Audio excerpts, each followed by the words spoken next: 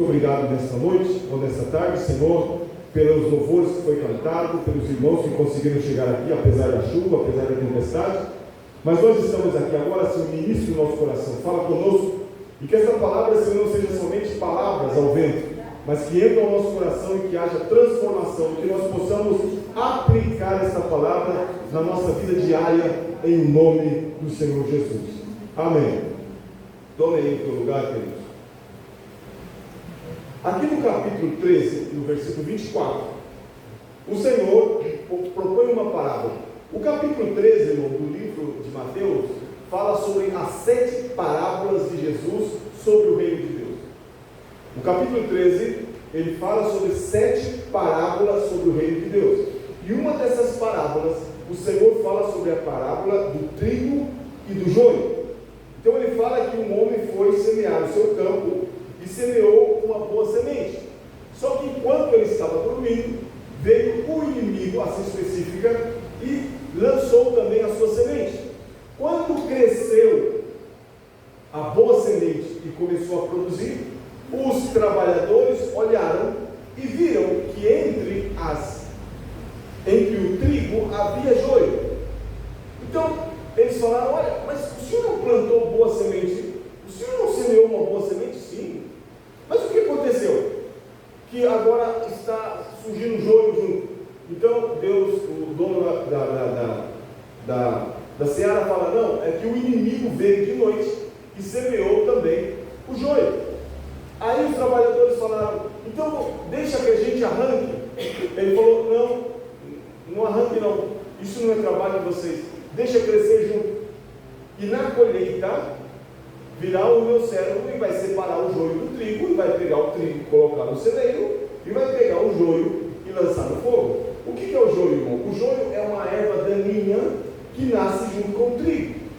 Ela parece com trigo, ela tem jeito de trigo, ela aparenta ser trigo. Qual que é a diferença então? É que o joio, ele não tem fruto. O trigo, ele tem fruto. O joio, por mais que pareça com o trigo, ele não tem semente. Ele fala como o joio, ele anda como o joio, ele aparece como o joio, ele se veste como o joio, ele come com o joio, ele cultua com o joio, ele adora com o trigo, mas ele é joio. Ele faz tudo igual o trigo faz, e aparentemente parece que é trigo. Só que aquele que é especialista no assunto, aquele que conhece de trigo e joio, ele olha e fala assim: isso aqui é joio. Quem sabe eu que sou um pouco ignorante, você que é um pouco ignorante na área da agricultura, você olharia e falaria: puxa vida, está bonita a lavoura. Mas aqueles que conhecem falam: não, tem alguma coisa errada aqui. Tem joio no meio do trigo. Então os discípulos, depois lá no versículo 36, Jesus despede a multidão e os discípulos chegam até Jesus e falam: Jesus, explica-nos a parábola do joio e do trigo, ou do trigo e do joio, ou o joio no campo. Explica-nos essa parábola do joio e do campo. E ele respondeu. Então Jesus vem e explica a parábola. Então ele fala assim: o que semeia a boa semente é o Filho do Homem. No versículo 38 ele fala: o campo é o mundo, e a boa semente são os filhos do reino, os joios são os filhos do maligno, e o inimigo que semeou é o diabo. A colheita é o fim do mundo, e os ceifeiros são os anjos. Assim como o joio é colhido e queimado no fogo, assim será na consumação deste mundo. Mandará o Filho do Homem os seus anjos, e eles escolherão do seu reino tudo o que causa pecado e todos os que praticam o mal, e serão lançados na fornalha de fogo, que haverá pranto e ranger de dentes. Então os justos brilharão como o sol no reino do seu Pai. Quem tem ouvidos ouços para ouvir, ouça. Olha que interessante. Jesus explica a parábola, explicando para os discípulos. Interessante que uma das parábolas, que é a primeira parábola do capítulo 13, fala também a parábola da semeadura. Então fala que um semeador saiu a semear. Ali, na parábola da semeadura, o semeador somos nós. A semente é a palavra. Aqui, a semente não é a palavra, e o semeador não é nós. Aqui fala que o semeador é o Filho do Homem, ou seja, Jesus é o semeador. E a semente não é a palavra, a semente semente são os filhos do reino. Ou seja, a semente somos nós. E Jesus é o semeador que nos semeia aonde Ele quer que nós estejamos para fazer a sua obra. Eu quero que você entenda aqui rapidamente. Aonde quer que você esteja plantado, seja na tua casa, seja na universidade, seja no seu trabalho, que seja no escritório, que seja na limpeza, que seja lá na rua limpando, ou que seja um pedreiro, ou que seja um advogado, ou que seja um dentista, ou que seja um médico, ou que seja um vendedor, ou que seja um comerciante, aonde você está, você foi uma semente que Deus semeou naquele lugar. Primeira pergunta que eu faço para vocês: vocês estão produzindo aonde vocês estão? Estamos produzindo lá? Porque eu e você somos um representante do reino de Deus aonde você está. Então eu não tenho que pedir para Deus me tirar de lá, eu tenho que representar Cristo aonde quer que eu esteja. Que seja na minha rua, que seja no meu trabalho, que seja na minha escola, que seja na minha universidade. O Senhor, Ele semeou em São José dos Campos, aqui em Valparaíba, Vila Tesouro, Jardim Ismênia. Você vê que nas minhas orações, todas as vezes que eu vou orar, eu oro pelo nosso bairro. E vocês têm que aprender a fazer esse tipo de oração. As nossas orações têm que ser primeiramente para abençoar a nossa rua dos comerciantes, abençoar o Valparaíba, abençoar Jardim Ismênia, Vila Tesouro, Vila Esther. É a nossa obrigação. O Senhor plantou nós aqui como uma semente do reino. Para quê? Para servir ao reino de Deus e ser de influência para outros. Então diz que o Senhor é o semeador que semeou os filhos do reino. Ou seja, aonde Deus queria que você estivesse, Ele te plantou lá. Ele te plantou, literalmente Ele te plantou lá. Certo? O que aconteceu com a luz aí, Paulo? Obrigado. Então o Senhor plantou nós exatamente aonde Ele queria que nós estivéssemos. Agora escute, o que diz a palavra? Que quando Deus semeia um filho dele em algum lugar para ser de bênção, vem Satanás e também semeia os filhos dele. Porque diz que na noite veio o inimigo e também semeou, ou seja, contaminou o campo com o joio. E quem são o joio? Diz aqui a palavra, que são os filhos do maligno. Essas pessoas que faz a tua vida impossível, essas pessoas que zombam da tua fé, essas pessoas que é contra a palavra, essas pessoas que não te suportam, essas pessoas que não querem saber nada contigo, que zombam de você, que ri de você, que aponta você, que está te cobrando sempre, essas pessoas que te convidam para mentira, te convidam para beber, te convidam para fazer coisa errada, fala por que você todavia continua nessa igreja. Os filhos do maligno são aqueles que estão ao nosso lado, e a gente muitas vezes não percebe, e tanto está lá no mundo, como também está dentro da igreja. Pessoas que, como eu já falei aqui, canta como crente, anda como crente, levanta as mãos como crente, oferta como crente, adora como crente, está aqui como crente, mas é joio. É joio. E como se conhece um trigo e como se conhece um joio, pastor? Porque como é que eu sei que um irmão ou uma pessoa é joio e como é que eu sei que uma pessoa é trigo? É simples. Pelo fruto. Como se conhece o joio? Porque não tem fruto. E como se conhece o trigo? Porque tem fruto. A diferença está aí. Por isso que você marca uma campanha, muita vez na igreja, vamos orar. Você conhece o joio na hora. Joio não pode orar. Vocês estão entendendo? Joio não gosta de ofertar. Joio não gosta de dizimar. Joio, ele quer sugar a energia do trigo. Ele quer perturbar o trigo. Ele quer atrapalhar o trigo. O joio não se importa com o trigo. São os filhos do maligno. Eles estão ali sugando a vitamina do trigo. Mas na hora que você busca fruto nele, não tem. Vamos fazer uma campanha de jejum? Não faz. Joio não pode jejuar. Vamos fazer uma campanha qualquer que seja. Vamos ajudar a fazer. Joio não coopera. Joio é uma pessoa chata. Joio é uma pessoa que não tem comunhão.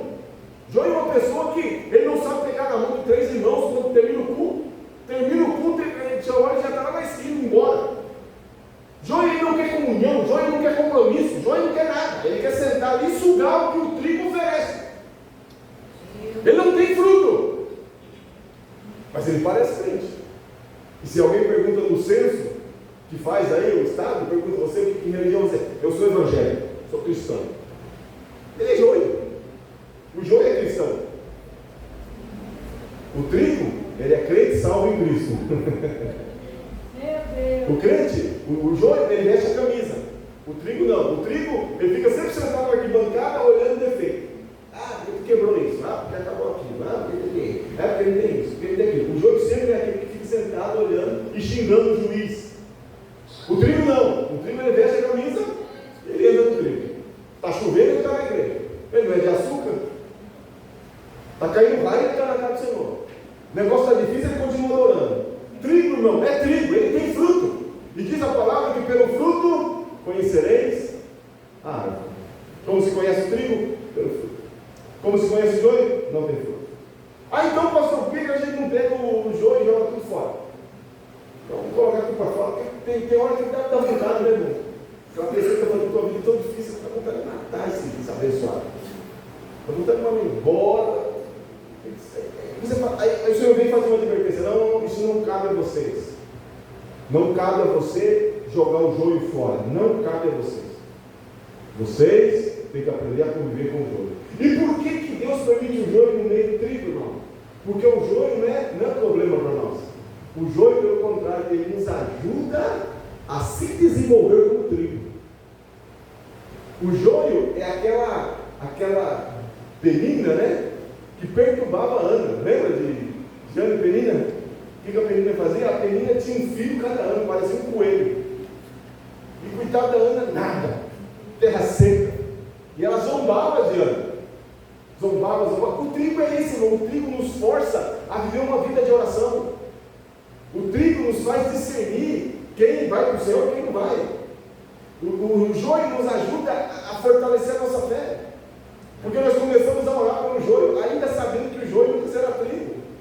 Mas nós podemos influenciar e ser melhor. Então não podemos colocar o joio para fora. O joio tem que continuar conosco, porque na verdade ele é uma bênção para o trigo. Ele ajuda o trigo. Ele ajuda a selecionar realmente quem são e quem não são. Então o que devemos fazer com o joio? Suportar o joio. O que devemos fazer com o joio? Suporta. Isso o quê? Suportar. Aí desenvolve-se em nós o amor pelo joio. O amor, a misericórdia pelo joio. Porque você quer se tornar uma pessoa paciente, é colocar alguma pessoa para te perturbar. Colocar uma situação difícil na tua vida. Quer ver se você é humilde ou não é? Coloque alguém ali para te perseguir. Quer ver se você tem fé ou não tem? Coloque alguém ali para te desanimar. Então Deus usa os joios para fortalecer o trigo. Meu Deus. Essas lutas que você tem na sua casa, esses problemas que você tem na sua família, quem sabe lá dentro da tua casa você tem um joio lá te perturbando. Vai matar o joio? Não, deixa lá. Influencia o joio. Porque o joio está fazendo você melhorar, maturar, se tornar um cristão melhor. Essa é a função do joio. Por isso que o Senhor fala assim, não tira não, deixa aí. Que cresçam juntos. No último dia, no arrebatamento que eu vier buscar a igreja, então os anjos virão com os ceifeiros e vai separar o trigo do joio. O que vai fazer com o trigo? Vai colocar no seu celeiro, que é no reino dos céus. E o que vai fazer com o joio? Vai jogar no fogo e vai queimar. E tem muito joio, irmão, que é melhor do que o trigo, muitas das vezes. E muitos joios estão pregando, muitos joios estão curando enfermos. Muitos joios estão repreendendo demônios, muitos joios estão profetizando, muitos joios estão falando outras línguas. E naquele dia eles vão chegar, mas Senhor, nós curamos o teu nome, repreendemos o demônio no teu nome, fizemos milagre no teu nome, profetizamos o teu nome. E o Senhor fala assim, mas eu não desconheço, joio. Tem joio que faz o melhor trabalho que o trigo, vocês vão dizer. Mas ele é joio. E naquele dia o Senhor vai separar os cabritos das ovelhas, e vai dizer para as ovelhas, entre no meu reino, e para os bodes vai dizer, fogo eterno para vocês.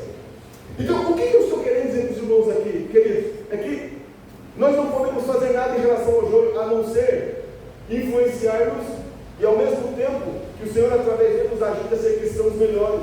Quem sabe lá na tua rua você tem um joio lá que te perturba. Quem sabe lá no teu trabalho você tem um joio que te perturba. Quem sabe dentro da tua casa tem um joio que te perturba. Então não peça para Deus arrancar o joio da tua vida. Peça que o Senhor te dê força para que o joio te torne cada dia melhor. Isso eu não estou falando de tolerar pecado, não vou tolerar o meu filho roubando, meu filho bebendo, meu filho fazendo maldade, eu vou tolerar meu esposo me adulterando, vou tolerar meu esposo ser infiel, vou tolerar o meu empregado que é ruim. Não estou dizendo isso. Não é ser bom dos outros. Estou falando que quando aquele joio que aparentemente é uma pessoa tranquila, uma pessoa boa, que sabe aqueles gatos, tem a gata lá da pastora lá, de vez em quando você está assim, ela aparece do nada e começa a te dar tapa. Ela te dá uma tapa e some. O que me bateu? Ela vai, bate de novo e some outra vez. Sabe aquelas pessoas que te batem de uma forma suave, mas está te batendo? É o joio. Então o Senhor falou assim: olha, que cresça o joio junto com o trigo. No último dia, quando eu vier buscar a minha igreja, eu vou separar o trigo do joio. Qual que é o fim do trigo? Celeiro, rei do céu. Qual que é o fim do joio? Fogo eterno. Agora termino, irmãos. Por que nós temos que influenciar o joio? Para que na sua misericórdia Deus possa mudar esse joio. De que maneira nós podemos influenciar ele? Para que ele possa entrar também no reino de Deus conosco, sendo mais parecido com Cristo Jesus, vivendo as promessas de Deus, andando em santidade, se esforçando para vencer, se esforçando para ser cada dia melhor. E diz a palavra que no último dia o Senhor virá buscar a sua igreja. Quando o Senhor vier buscar a sua igreja, Ele separará. E diz a palavra que o joio será lançado no inferno, literalmente, e que o trigo será guardado no celeiro. Irmão, é uma realidade tão grande o inferno, que se nós realmente, hoje, nesses últimos dias, parássemos e olhássemos a realidade do inferno, Jesus falou mais sobre o inferno que sobre o céu. Se você for ler os livros de Mateus, Marcos, Lucas, João, você vai ver Jesus falando mais do inferno do que do próprio céu. E por quê? Porque o inferno é um lugar que ninguém deveria ir. Por isso que veio Jesus. Por que veio Jesus? Para que eu e você não fosse para o inferno. Ah, mas se Deus é amor, por que vai lançar pessoas do inferno para sofrer o resto da eternidade? Por isso que veio Jesus. E teve uma morte terrível para que você e eu não fosse para o inferno. O inferno é um lugar de dor. Alguém fala assim: ah, a terra aqui é um inferno. Aqui já é um inferno. O inferno é aqui na terra. Ah, que inferno bom, né? Inferno com internet, inferno com ar-condicionado, inferno com geladeira, inferno com atacadão, inferno com shopping Vale Sul, inferno com shopping centro, inferno com busca-busca. Inferno é muito bom. Inferno com Mercado Livre, inferno com iFood, inferno com plano de saúde, inferno com indústria, inferno com... Oh, que inferno bom! Quem mora nesse inferno aqui? Quem mora no inferno aqui? Quem é o inferno, irmão? O que é o inferno? Jesus esclarece: o inferno é um lugar de pranto, é um lugar de ranger de dentes. Em outras palavras, é um lugar onde o filho chora e a mãe não vê. É um lugar onde o bicho não morre, o verme não morre. Será um lugar de tormento, não por um dia, 2 dias, 3 dias, mas por toda a eternidade. Lamento, choro. Ontem eu estava pensando sobre isso e falei assim: meu Deus do céu, deve ser um lugar terrível, porque a gente passa por algumas provas, por algumas lutas, e a gente já se sente ruim, se sente mal. Agora imagine você o resto da eternidade na companhia de Satanás. Você que já teve um pesadelo, você que já teve um sonho ruim, você que já teve aquela experiência maligna, é feio, não é ruim demais, você fica sem dormir, fica ruim, aquele negócio está correndo e o cachorro parece que está te pegando, picado por cobra, tempestade, você já fica assombrado. Agora imagine a pessoa ser pelo resto da eternidade, irmão, atormentado, claramente, Senhor, atormentado pelo resto da eternidade. Por isso que nós temos que pregar o Evangelho, por isso que nós devemos influenciar outras pessoas, falar para essa geração que, olha, o mundo é muito curto para perder com bobeira, é muito curto para perder com raiva.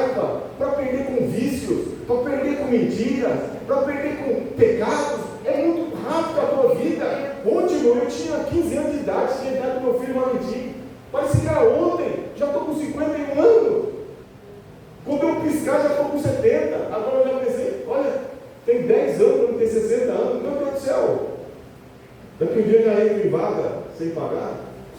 Não precisa entrar na fila? Eu tenho meus direitos aí. E como é que passa? Vida muito curta para a gente perder como bobeira. Então, santifique-se ao Senhor. Você que é trigo, mantenha-se firme. Você que é trigo, continue influenciando outras pessoas. Você que é trigo, não baixe a guarda. Você que é trigo, que está sendo aí machucado, maltratado. Você que está sendo muitas vezes ignorado. Mas você é trigo, mantenha-se firme. O Senhor continuará te dando força. O Senhor continuará te ajudando. E sabe uma característica do trigo, irmão? Aqueles que conhecem roça sabem isso. O trigo, ele não tem trilho como os outros, como as outras plantações. Todos fazem trilhos, assim, um surco, para que passe os tratores, para que passe as caminhonetes, né? Que vai colher. O trigo não tem trilho. Aí se cumpre o que está escrito lá no livro de Isaías, que não se quebra a cana dobrada. E eu fiquei falando assim, isso aqui está falando do trigo. Porque o trigo, você pode passar por cima dele com carro, com peso, ele faz uma vereda, mas depois de um tempo, ele se levanta de novo. Ele não fica quebrado. Por isso que muitas vezes você está lá embaixo, as pessoas te pisam, você é humilhado, você é envergonhado, está lá embaixo. Mas você não vai ficar quebrado, você levanta de novo. Ah, mas nem parece que passou um trator por aqui, nem parece que passou. Ah, quantos de nós já passou o trator por cima de nós aqui? Aí você fala, agora eu vou morrer, agora já era. Daqui a pouco você se levanta, ué, mas não passou um carro aqui? Se o cara depois de 2, 3 dias volta lá onde ele passou com um caminhão ou com um trator, aquela marca das rodas já não tem mais, o trigo se levantou tudo de novo. Não se quebrará a cana, não se quebrará, diz lá no livro de Isaías, né? Nem o pavio que fumega se apagará, e nem a cana quebrada continuará prostrada. Isso aqui é algo lindo, isso é algo maravilhoso da parte de Deus na nossa vida. Coloque-se de pé, irmãos, nessa noite. Você é uma semente que Deus semeou aonde você está. Você é uma semente que Deus semeou. E lá onde você está semeado, Satanás também semeou o joio. Aqui na igreja, lá na tua casa, lá no teu bairro, lá na tua escola, são joio. E para que serve o joio? Para te ajudar a melhorar. O joio serve para isso. O joio te ajuda a orar, o joio te ajuda a se humilhar mais diante do Senhor, o joio te ajuda a ser mais paciente. E o Senhor nesta noite quer que nós entendamos essa verdade. Você é trigo, e o trigo, ele vai ter um final feliz em Cristo Jesus. O final vai ser maravilhoso. O final do trigo vai estar com Cristo para sempre, no lugar onde não haverá mais lágrimas, onde não haverá mais dor, onde não haverá mais tormento. Então, trigo, você que é trigo, mantenha-se firme. Você que é trigo, mantenha-se adorando, mantenha-se servindo. Apesar dos joios, continue servindo ao Senhor. No último dia, o Senhor te recompensará. Pai, nessa noite eu oro pelos trigos aqui da igreja. Pelos trigos, Senhor, que muitas das vezes queremos, como trigo, nós queremos arrancar o joio, dizer, não, isso aqui já não serve para nada, vamos jogar fora, vamos fazer isso, vamos fazer aquilo. E o Senhor nos proíbe, não, vocês não têm que fazer isso. Não é obrigação de vocês fazer isso. Quem vai tirar o joio no final sou eu. Vocês que são trigo, continuem produzindo, continue firme, continue de pé, continue andando, continue fazendo o que tem que fazer, continue produzindo o meu reino, porque no final vocês serão recompensados. E aqueles que te atormentam, e aqueles que fazem a tua vida difícil, eu vou recolher eles e lançar no fogo. Por enquanto, mantenha-se firme, não arranque, não tire, porque o joio vai fazer bem para você. Vai te fazer madurar, vai te fazer crescer, vai te fazer melhorar em todos os aspectos, Senhor. Ajuda o teu, ó Senhor, povo